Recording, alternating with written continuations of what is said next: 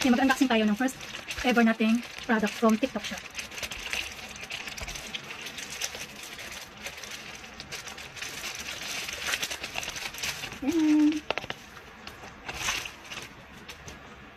Yan siya.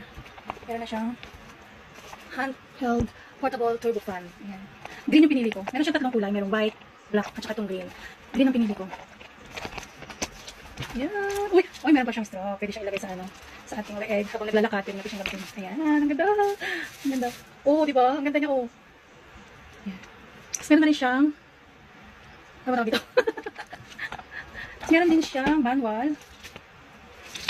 At meron siyang English at saka Chinese yata to. Sulat na to. Tapos meron na siyang USB charger.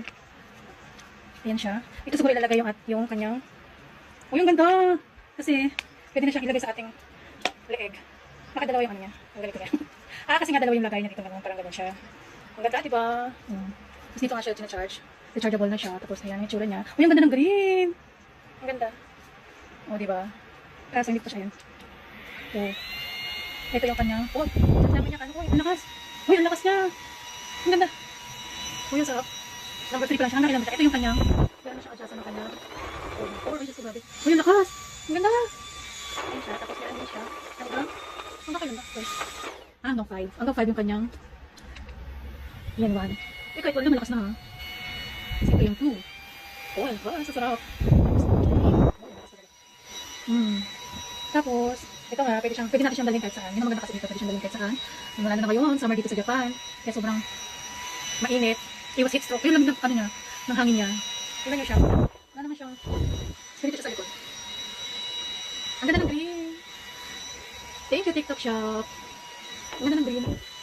Diba? Nakaalis. Yan siya. Hanggang 5 yung kanyang level ng hangin.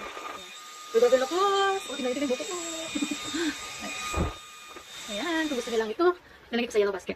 Di ba may pa yellow basket na rin ako ngayon. Dati, inisip ko, sabi ko, ano yung yellow basket na yun? Hinahanap ko sa aking account, wala akong makita, at hinahanap ko yung yellow basket na yun. Buti na lang meron ng TikTok shop dito sa Japan. Ayan, nalagay ko sa yellow basket sa may gusto.